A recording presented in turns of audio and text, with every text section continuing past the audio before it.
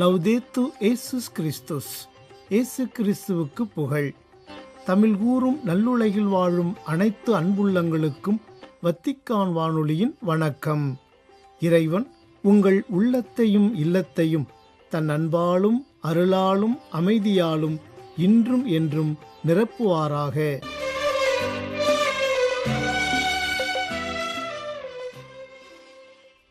அன்பு நேயர்களே, வத்திக்கான் வானொலி இன்று உங்களுக்கு வழங்கவிருப்பவை தடம் தந்த தகைமை மற்றும் ஞாயிறு மறைவுரை சிந்தனை.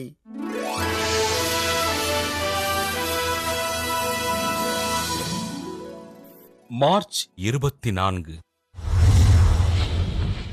புனித ஸ்வீடன் கேத்ரீன்.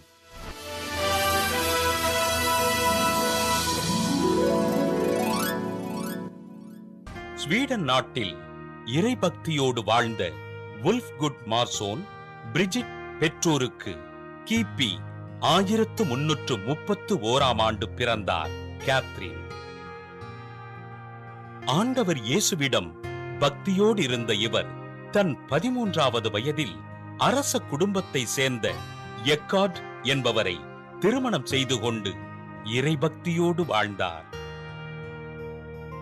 கிபி 1350 தன் கணவரை இழந்த கேத்ரீன் ரோமை நகரில் இறைபணிகளை செய்து துறவியாக வாழ்ந்த தன் தாயார் பிரிஜிட்டோடு இணைந்து ஆண்டவரின் பணிகளை செய்தார்.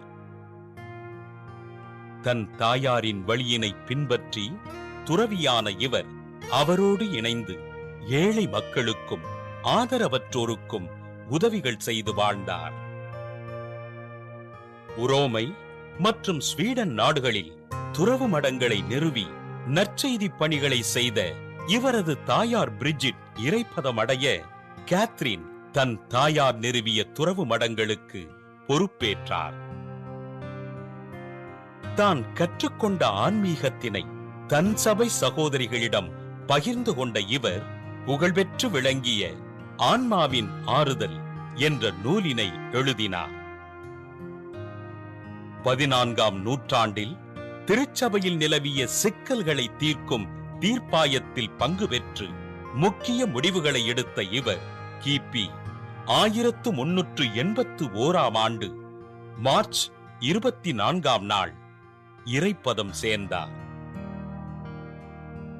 அருட்சகோதரி கேத்ரீன் கல்லறையில் வேண்டுபவர்களுக்கு புதுமைகள் நடைபெற கிபி 1484 திருத்தந்தை 8ஆம் இன்னோசென்ட் இவரை புனிதராக உயர்த்தி கருக்கலைப்பிற்கு எதிரான பாதுகாவலராக அறிவித்தார். புனித ஸ்வீடன் கேத்ரீன் திருவிழாவினை சிறப்பிக்கின்ற நாம் கருவில் கலைக்கப்படுகின்ற குழந்தைகளுக்காக ஜெபிப்போம்.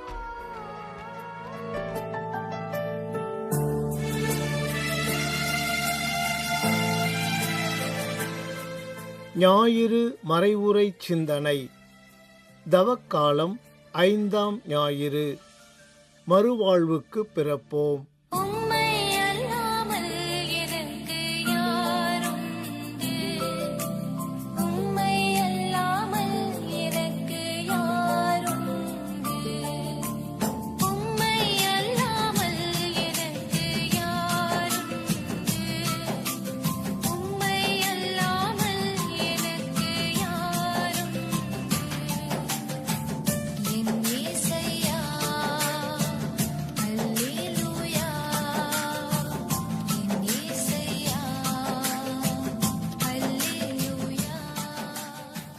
கிறிஸ்துவுக்குள் பிரியமான என் சகோதர சகோதரிகளை மீண்டும் உங்களை சந்திப்பதில் பெரும் மகிழ்ச்சி அடைகிறேன்.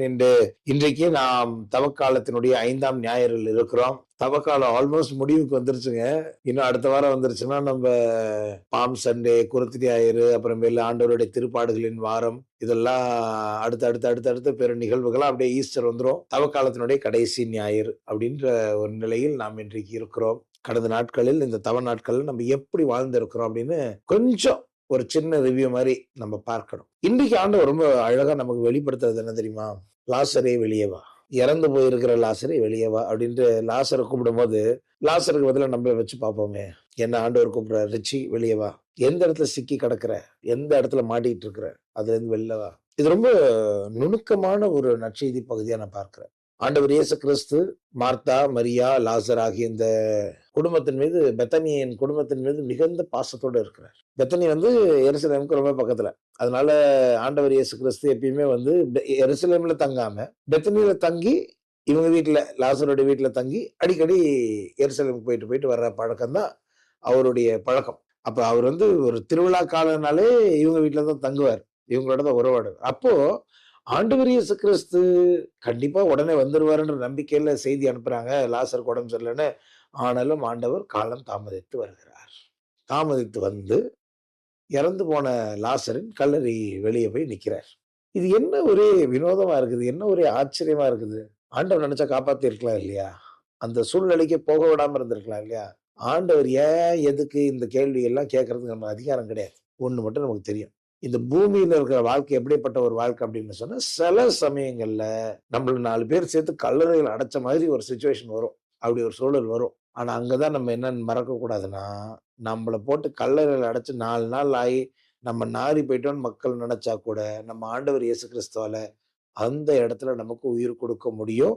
நம்மள திருப்பி நம்முடைய முந்தைய நிலைமைக்கு, இன்னும் சொல்ல போனா முந்தைய நிலைமையை விட பெட்டரான ஒரு நிலைமைக்கு ஆண்டவர் இயேசு கிறிஸ்துவால நம்ம மாற்ற முடியும். இதைத்தான் இந்த திருநிகழ்வில் நாம் பார்க்கிறோம். லாசரே வெளியே வா என்று ஆண்டவர் அவனுக்கு சொல்லும் பொழுது, கல்லறையில் இருக்கிற 4 நாட்களாகி விட்டது, எல்லாம் முடிந்து விட்டது, நாறி போயிருக்கும் என்று இஸ்ரவேலர்கள் நம்புகிற வேளையில் ஆண்டவர் இயேசு கிறிஸ்து மிக தெளிவாக எல்லாவற்றுக்கும் மீது எனக்கு அதிகாரம் இருக்கிறது என்பதை நிரூபித்து காட்டுகிறார். பிரியமான என் சகோதர சகோதரிகளை, வாழ்க்கை நம்மை அத்தகைய ஒரு சூழல்களில் தள்ளும் பொழுது நமக்கென்று ஒரு கடவுள் இருக்கிறார் என்பதை ஒருபோதும் நாம் மறந்து விடக்கூடாது. இது முதலாம். இரண்டாவது நாம பார்க்கிறோம், ஆண்டவர் அவருடைய சொந்த மக்களை கைவிடுவதே இல்லை. ஆண்டவர் யோசுவாவுக்கு அந்த வாக்குறுதி கொடுத்தார், ஞாபகம் இருக்கா? யோசுவா 1:5 மோய்சனோடு இருந்தது போல நான் உன் கூட இருப்பேன், நான் உன்னை விட்டு விலகுறதும் இல்லை, உன்னை கைவிடுறதும் இல்லை, உன் வாழ்நாள் எல்லாம் நான் உன் கூடவே இருப்பேன், எந்த மனுஷனும் உன்னை எதிர்த்து நிக்க மாட்டான், ஏன்னா நான் உன் கூட இருப்பேன் ஆண்டவர் வாக்குறுதி கொடுத்தார் இல்லையா? இன்றைக்கும் அவர் நம்மோடு இருக்கிறார். சாவின் இருள் சொல் பள்ளத்தாக்கில் நான் நடக்க நேர்ந்தாலும் எத்தீங்கிற்கும் அஞ்சேன், ஏனெனில் நீர் என்னோடு இருக்கிறீர் அப்படின்னு திருப்பாடல் ஆசிரியர் சொல்றது போல இன்றைக்கும் ஆண்டவர் நம்மோடு இருக்கிறார். கடல் கடந்து சென்றாலும், தீ நடுவே நடந்தாலும், புயல் சூழ்ந்து எழும்பிடும் காரிருளை நீ கடந்திட நேர்ந்தாலும் உன்னோடு நான் இருப்பேன் என்று ஆண்டவர் வாக்குறுதி கொடுக்கிறார். இதை நாம் ஒருபோதும் மறந்துவிடக்கூடாது. எல்லாம் முடிஞ்சிருச்சு, எல்லாம் கத்தம், எல்லாம் முடிஞ்சிருச்சு, இனி ஒண்ணும் பண்ண முடியாதுன்ற சூழல்கள் இருந்தால் கூட ஞாபகம் வைத்துக் கொள்ளுங்கள், நீங்கள் தனியே இல்லை, அங்கே ஆண்டவர் உங்களோடு இருக்கிறார். நெருப்பு சூளையில் உங்களை போட்டு சுட்டரிக்கிற சூழல்கள் இருந்தாலும் அந்த நெருப்பு சூளையிலும் ஆண்டவர் உங்களோடு இருக்கிறார், என்னோடு இருக்கிறார் என்பதை மறந்துவிடக்கூடாது. அதைத்தான் இன்றைய நற்செய்தி நமக்கு நினைவூட்டுகிறது. அடுத்ததாக, எப்பேற்பட்ட ஒரு சூழலாக இருந்தாலும் சரி, எப்படியாப்பட்ட ஒரு நிலைமையாக இருந்தாலும் சரி, ஆண்டவரால் அதில் ஒரு மாற்றத்தை கொண்டு வர முடியும். அவரால் ஆகாத காரியம் ஒன்றுமே இல்லை, ஒன்றுமே இல்லை, ஒன்றுமே இல்லை. இதை நம்ம மனதில் கொண்டிருக்கணும். ஆக முதலாவது, ஆண்டவர் நம்முடைய எத்தகைய சூழலாக இருந்தாலும் அதில் மீண்டும் வாழ்வை புகுத்தக்கூடியவர் என்பதை நாம் மனதில் இருக்க வேண்டும். இரண்டாவதாக, அவரே சொன்னார் இல்லையா, யோவான் 11:25 சொல்றாரு, நானே உயிர்த்தெழுதலும் நானே வாழ்வும், என் மீது நம்பிக்கை கொள்கிறவன் மரித்தாலும் வாழ்வான் அப்படின்னு சொல்றாரு. நானே உயிர்த்தெழுதலும் வாழ்வும் அப்படின்னு ஆண்டவர் இயேசு கிறிஸ்து சொல்றார். அப்படின்னா என்ன அர்த்தம்? முதலாவது, அவரை மேல நம்பிக்கை வச்சா ஆண்டவருடைய வல்லமையினுடைய அந்த கதவுகளை நம்ம திறந்து விடுற மாதிரி, பிலீவிங் இன் ஜீசஸ், அவர் மேல நம்பிக்கை வச்சிட்டோம் அப்படின்னு சொன்னா ஆண்டவருடைய அந்த பரலோக வல்லமைய திறந்து வல்லமை எடுத்துக்கொள்ற மாதிரி ஃபெய்த், விசுவாசம். இதைத்தான் அந்த பெரும்பாடுல பெண் பண்றான். ஆண்டவர் இயேசு கிறிஸ்துக்கு அவளை சுகம் கொடுக்கணும்னு விருப்பம் இல்லை, அவளுக்கு சுகப்படுத்தணும் அப்படின்ற ஆண்டவருக்கு நினைப்பும் இல்லை. ஆண்டவர் சொல்றாரு, யார் என்னை தொட்டது, என்னிடம் இருந்து வல்லமை வெளியேறியது அப்படின்னு பேசுறேன். வெளில வந்துருச்சு, நான் அனுப்பலங்க, அதுவா வெளில வந்துச்சு. எப்படி? விசுவாசத்தின் வல்லம். அப்ப இங்க அதைத்தான் பார்க்கிறோம். ஆண்டவர் கேட்கிற, நீ நம்புறியா? மார்த்தா பார்த்து கேட்கிறாரு, மரியாதை பார்த்து கேட்கிறாரு, நீங்க நம்புறீங்களா? நீ நம்புறியா? அவங்க எல்லாரும் உயிர் செல்லும் போது என் தம்பியை உயிர்த்த அந்த கதெல்லாம் வேணாம், இன்னைக்கு நீ ஆண்டவருடைய மகிமையை பார்ப்ப, நீ நம்புறியா? நீ நம்பினா பார்ப்ப. பல நேரங்கள்ல ஆண்டவருடைய வல்லமை நம்ம வாழ்க்கையில செயல்பட முடியாம போறதுக்கு காரணம் என்ன தெரியுமா? ஆண்டவரால் இதை செய்ய முடியும்ன்ற நம்பிக்கை நமக்கு இல்லாம போகுது. பிரியமான என் சகோதர சகோதரி, நல்லா புரிஞ்சுக்கொள்ளுங்க, எல்லாமே முடிஞ்சிருச்ச ஒரு சூழ்நிலையில் நீங்க ஆண்டவர் செய்வார் நம்பினீங்கன்னா உங்களுக்காக ஆண்டவர் செய்வார். உங்கள் விசுவாசத்தையும் உங்கள் இறை நம்பிக்கையையும் ஆண்டவர் நிச்சயம் கௌரவி. அடுத்ததாக பார்க்கிறோம், இந்த பூமிக்குரிய வாழ்வுகள், அதாவது உடல் ரீதியான மரணத்தை தாண்டியும் ஆண்டவரால கிரியைகள் செய்ய முடியும். அதான் ஆண்டவர் சொல்வார்ல, உங்க உடலை கொல்றவர்களுக்கு நீங்க லஞ்சக்கூடாது. உடலை மட்டும் கொல்றவனுக்கு நீங்க அஞ்சு என்ன பிரயோஜனம்? உடலையும் ஆத்மாவையும் சேர்த்து கொல்ல வல்ல ஒருத்தர் இருக்கிறார்ல, அவருக்கு தான் பயப்படணும். பயந்தா அவனுக்கு பயப்படணும். பைபிள்ல தெளிவா போட்டிருக்குங்க. பிறர் என்ன சொல்வார்களோ, பிறர் என்ன நினைப்பார்களோ என்ற அந்த சிந்தனையே கண்ணியை போன்றது. அந்த மாதிரி யாரு நினைக்கிறாங்களோ அவங்க ஏதோ கண்ணியில போய் சிக்கிக்குவாங்க. It is like a trap அப்படின்னு பைபிள் சொல்லுது. அப்ப இன்னைக்கு நம்ம அடுத்து நம்ம பார்த்து கேட்க வேண்டிய கேள்வி என்னன்னா, ஆண்டவர் தான் உயிர்த்தெழுன்னு சொன்னா அவர் மேல விசுவாசம் இருக்குதா அப்படின்றது முதல் கேள்வி. 2வது, அவரால் என்னெல்லாம் செய்ய முடியும்ன்ற என்னால நம்ப முடியுதா? அவரால ஆகாத காரியம், அவரால முடியாத காரியம் எதுவுமே இல்லை. அவரால் எல்லாம் முடியும். இயற்கைக்கு மாறா இருக்குதே. ஆமா, ஆண்டவர் இயேசு கிறிஸ்துவர் கன்னியின் வயிற்றில் பிறந்தது இயற்கைக்கு மாறான காரியம் தானே. வயதான முதிர்ந்த காலத்தில் எலிசபெத்துக்கு ஒரு ஆண்மகன் பிறந்தது அது முடியாத காரியம் தானே. முடியாததை முடிய பண்ணுகிற கடவுள் தான் நம்ம கடவுள். தூவாத இடத்தில் களஞ்சியம் சேர்க்கிறவர், விதைக்காத இடத்துல அறுவடை செய்கிறவர் தானே நம்ம கடவுள். நம்புங்க, அவரால முடியாதது எதுவும் இல்லைன்றது நம்புங்க. நம்ம நல்லதை நம்புவோம், நல்லதே அறுவடை செய்வோம். அடுத்ததாக பார்க்கிறோம், ஆண்டவருடைய ஆவி எல்லா விதமான சூழ்நிலையிலும் நமக்கு உயிர் கொடுக்கிற கடவுளாக இருக்கிறார். தொடக்கத்திலேயே நம்ம பார்க்கிறோம், உலகத்தினுடைய தொடக்கத்திலேயே நீர்த்திரள் மீது ஆண்டவருடைய ஆவியானவர் அசைவாடி கொண்டிருந்தார். அப்படின்னா இந்த பூமியின் மீது ஆண்டவருடைய ஆவியினுடைய ஆளுகை இருந்து கொண்டே இருக்குது. அப்போ எந்த சூழ்நிலையிலையோ இந்த ஆண்டவரின் ஆவியின் வல்லமையினால ஆண்டவரால் நம்ம வாழ்க்கையை மாற்றி அமைக்க முடியும்.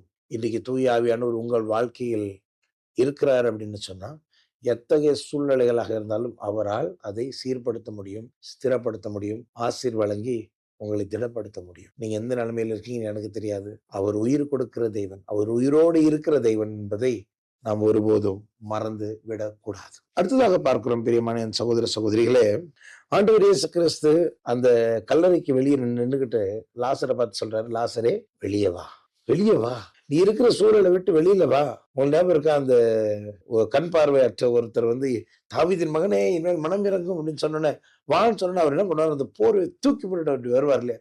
அதே போலதாங்க லாசரும் அந்த கல்லறையிலிருந்து வெளியில வர்றாரு. நல்லா புரிஞ்சுக்கோங்க, ஆண்டவர் இயேசு கிறிஸ்து சூழ்நிலைக்குள்ள போகல, வெளியே வான்னு கட்டளை கொடுக்குறாரு. லாசர் அந்த கட்டளைக்கு கீழ்ப்படுகிறார், வெளியே வர்றாரு.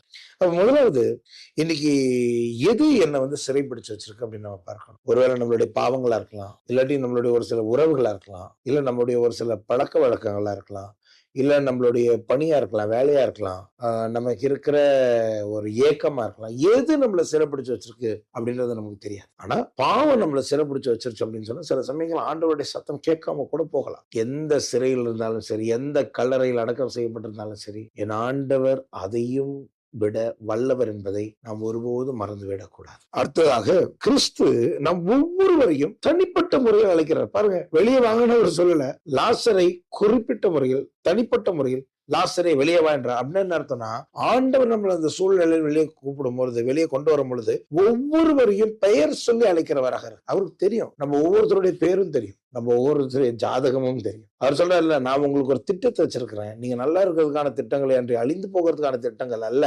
அப்படின்னு சொன்னா, நம்மள ஒவ்வொருத்தரை பத்தியும் ஆய்ந்து அறிந்திருக்கிற கடவுளாக அவர் இருக்கிறார். ஆண்டவரே என்னை அறிந்திருந்தீர், அமர்வதும் எழுவதும் தெரிந்திருந்தீர், வாழ்க்கை முழுவதும் அறிந்தவர் நீ என்ற அந்த பாடல் வரிகள் இருக்கு பாருங்க. எல்லாம் அவருக்கு தெரியும். எல்லாம் அவருக்கு தெரியறதுனால அவர் நம்மள அந்த பாவத்துல இருந்தோ, அந்த சூழலில் இருந்தோ, அந்த கல்லறை சூழலில் இருந்தோ, சாவின் இருள் பள்ளத்தாக்குல இருந்து நம்ம வெளில எடுக்கும் போது தனிப்பட்ட முறையில் நமக்கு என்ன தேவை என்று அறிந்து நம்மை அதுல இருந்து வெளியே கொண்டு வருகிற, உயர்த்துகிற, உயிர் கொடுக்கிற தெய்வமாக அவர் இருக்கிறார். அடுத்ததாக நம்ம பார்க்கிறோம், கிறிஸ்தவ வாழ்க்கையை இந்த சுதந்திரத்தின் வாழ்க்கை தான். பைபிள்ல போட்டிருக்கு, கடவுளுடைய மகன், ஒரே மகன், ஈன்றெடுத்த ஒரே மகன் நம்மள வந்து வெளியில எடுக்கல அப்படின்னு சொன்னா, நமக்கு சுதந்திரம் கொடுக்கலான்னு சொன்னா யாராலையும் நமக்கு சுதந்திரம் கொடுக்க முடியும். அவர் நமக்கு விடுதலை கொடுத்துட்டாருன்னு சொன்னா யாராலும் அந்த விடுதலையை நம்ம கிட்ட பறிக்க முடியாது. இந்த பழைய ஏற்பாட்டுல தாவீதின் திறவுகோல் அப்படின்ற ஒரு கான்செப்ட் உண்டு. தாவீதின் திறவுகோல்னா அதை வச்சு பூட்டிட்டா எவனாலும் திறக்க முடியாது, அதை வச்சு திறந்துட்டா எவனாலும் திரும்பி பூட்ட முடியாது. இதுதான் தாவீதின் திறவுகோல், எல்லாத்து மேல அதிகாரம். இயேசு கிறிஸ்துவுக்கு தாவீதின் திறவுகோல் அப்படின்னு சொல்லிட்டு கிறிஸ்துமஸ் டைம்ல அவருக்கு ஒரு டைட்டில் நம்ம கொடுப்போம். ஏன்? அவருக்கு சகல அதிகாரமும் உண்டு. சமீபத்துல கூட நம்ம ரீடிங்ல வாசித்திருப்போம், தந்தை கடவுள் மக்கள் எல்லாரும் அவரை மதிக்கிறதை போலவே, அவரை கௌரவிக்கிறது போல மகனையும் மதிக்க வேண்டும் என்பதற்காக சகல அதிகாரத்தையும் மகனிடம் தந்திருக்கிறார் அப்படின்னு ஆண்டவர் இயேசு கிறிஸ்து சொல்வார். அப்ப இயேசுவுக்கு சகல அதிகாரமும் இருக்கு. எதுக்கு? நமக்கு விடுதலை கொடுப்பதற்கு. அந்த பைபிள் சொல்லுது, நீங்கள் இந்த உண்மை அறிந்து கொள்வீர்கள், இந்த உண்மை உங்களை விடுதலையாகும். எனக்கு பிரியமான சகோதர சகோதரி, இன்னைக்கு நீங்க எந்த இடத்துல சிக்கி தவிக்கிறீங்கன்னு எனக்கு தெரியாது. எந்த அடிக்ஷன்ல நீங்க மாட்டிட்டு இருக்கீங்கன்னு தெரியாது. எந்த சூழ்நிலை இதுல இருந்து எப்படி வர்றது? ஒரு கடனாக இருக்கலாம், அது ஒரு பொருளாதார பிரச்சனையாக இருக்கலாம், ஒரு குடும்ப பிரச்சனையாக இருக்கலாம், இல்ல உளவியல் ரீதியான ஒரு பிரச்சனையா, இதுல இருந்து எப்படி வெளில வர்றதுன்னு தவிக்கிறீங்களா? கவலைப்படாதீங்க. இயேசுவின் நாமத்தில் உங்களுக்கு விடுதலை உண்டு. இயேசுவின் நாமத்தில் உங்களுக்கு வல்லமையும் விடுதலையும் உங்களுக்கு உண்டு. ஆண்டவர் உங்களை வெளியே கொண்டு வருவார், பயப்படாதீங்க. ஆனா நீங்க ஒரு விஷயத்தை நல்லா கவனிச்சீங்களா? ஆண்டவர் இயேசு கிறிஸ்து லாசரு வெளியில கொண்டு வர்றதுக்கு முன்னாடி லாசருடைய கல்லறைக்கு வெளியில நின்றுகிட்டு இருக்கும்போது ஒரு ஜெபம் பண்ணுவார். விண்ணக தந்தையே, நீர் எப்பொழுதும் என் ஜெபத்துக்கு செவி சாய்க்கிற, அதுக்காக நன்றின்னு சொல்லிட்டு தான் லாசரை வெளியே வா அப்படிம்பாரு. அப்படின்னா என்ன அர்த்தம்? ஆண்டவர் மேல நம்பிக்கை, அற்புதம், அதிசயம் இது எல்லாத்துக்கும் அடிப்படையா இருக்கிறது நம்ம ஆண்டவர் மீது கொண்டிருக்க விசுவாசம் மட்டும் இல்ல, அவருக்கு கொடுக்கிற நன்றி. நல்லா புரிஞ்சுக்கோங்க. நன்றி அறிதல் மரித்தவனை கூட உயிர்ப்பிக்க செய்யும். ஆண்டவர் தான் செய்றாரு. நன்றி சொல்றாரு. தகப்பனே, நீங்க எப்பயும் எங்க ஜெபத்துக்கு செவி சாய்க்கிறீங்க, அதுக்காக நன்றின்னு சொல்றாரு. அந்த நன்றியின் ஜெபத்தை முடித்த பிறகுதான் லாசரை வெளியே வா என்று சொன்னார். பிரியமான சகோதர சகோதரி, பவுலடிகளார் சொல்ற எல்லா நேரங்களிலும் நன்றி சொல்லுங்க. எல்லா காலங்களிலும் நன்றி சொல்லுங்க. இடைவிடாமல் ஜெபிங்க, துதிங்க. துதி கீதங்களோட அவருக்கு நன்றி செலுத்துங்க. நீங்க நன்றி செலுத்த செலுத்த செலுத்த செலுத்த அவர் உங்களை வாழ்வினால் நிறைத்துக் கொண்டே இருப்பார். வல்லமையினால் நிறைத்துக் கொண்டே இருப்பார். அவர் உங்களை ஒருபோதும் கைவிடாத கடவுளாக இருக்கிறார். என்னை இதுவரைக்கும் அவர் கைவிட்டதே இல்லை. நிரப்புங்க, நிரம்புங்க, நிரம்புங்க. அவர் தருகிற வாழ்வால நிரம்புங்க. அதான் பைபிள் சொல்லுது பாருங்க. ஆண்டவர் சொல்வாரு, நான் என் நாடுகள் வாழ்வு பெறும், அதையும் நிறைவாக பெறும். அப்ப நமக்கு நிறைவாழ்வை கட்டளையிட ஆண்டவர் விரும்புகிறார். எந்த சூழ்நிலையில் இருந்தாலும் சரி, எந்த பிரச்சனை இருந்தாலும் சரி, எத்தனை வேதனைகள் இருந்தாலும் சரி, எவ்வளவு விதமான போராட்டங்கள் இருந்தாலும் சரி, பிரியமான என் சகோதர சகோதரிகளே, அவர் நம்மை கைவிடாத கடவுளாக இருக்கிறார். ஆனா அவருடைய உயிர்ப்பின் வல்லமையை நம்ம ருசிக்கணும் அப்படின்னு சொன்னா, அவர் மீது இருக்கிற நம்பிக்கையில நம்ம திடப்படணும்னு சொன்னா, ஆண்டவருடைய வல்லமை ஒவ்வொரு நாளும் நம்ம அனுபவிக்கணும்னு சொன்னா, அவர் நமக்கு செய்த நன்மைகளை நினைத்து நினைத்து நன்றி கூறுகிறவர்களாக நம்ம இருக்கணும். நன்றி செலுத்துகிறவர்களாக இருக்கணும். இந்த நன்றியின் ஜெபம் ஆண்டவர் மீது இருக்கிற விசுவாசத்தை திடப்படுத்தும். அடுத்ததாக ஆண்டவர் இயேசு கிறிஸ்து பாருங்களேன், நடுவுல அழுவார்.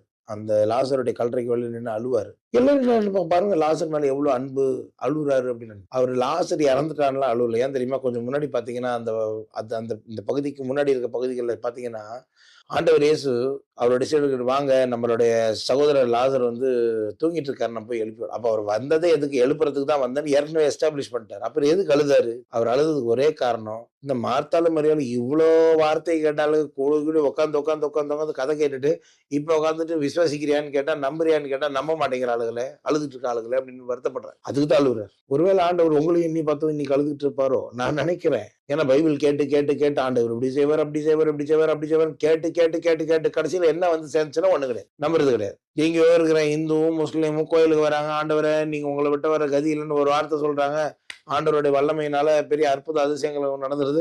அப்பத்தையும் ரசத்தையும் கரைச்சு கரைச்சு குடிச்சு, இதுவே இயேசுவின் உடல், இயேசுவின் ரத்தம், இயேசுவின் உடல், இயேசுவின் ரத்தம் சொல்லி இன்னைக்கு என்ன பெரிய அற்புதங்கள் நம்ம வாழ்க்கையில் நடந்திருக்கு. சில பேருக்கு ஒன்றும் நடந்ததில்லை. ஒருத்தர்லாம் என்கிட்ட சொன்னார், ஃபாதர் இது வரைக்கும் நான் ஒரு பூசை கூட மிஸ் பண்ணதில்லை.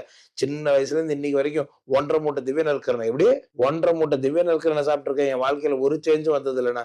சேஞ்ச் அதுவா வராது, நம்ம தானே பண்ணணும். அவரை நம்பணும், அவரோட வசனத்தை நம்பணும், அவர் சொன்ன வார்த்தைகளை நம்பணும். அந்த வார்த்தைகளுக்கு நம்மளை முழுமையா அர்ப்பணிக்கும் பொழுதுதான், நன்றியோடு அவர் துதிக்கும் பொழுதுதான் அந்த உயிர்ப்பின் வல்லமை நமக்குள்ள செயல்படும்.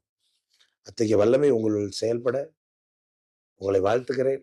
வருகிற நாட்களில் இன்னும் அதிகமாக ஆண்டவரோடு நெருங்கி இந்த பாஸ்கா பெருவிழாவினுடைய சிறப்பு தயாரிப்பு நாட்களில் நம் ஆண்டவரால் நிறைவை ஆசீர்வதிக்கப்பட தொடர்ந்து உங்களுக்காக ஜெபிக்கிறோம். God bless you. இத்துடன் வத்திக்கான் வானொலியின் இன்றைய நாள் நிகழ்வுகள் நிறைவு பெறுகின்றன. உங்கள் செவிமடுத்தலுக்கு நன்றி. வணக்கம்.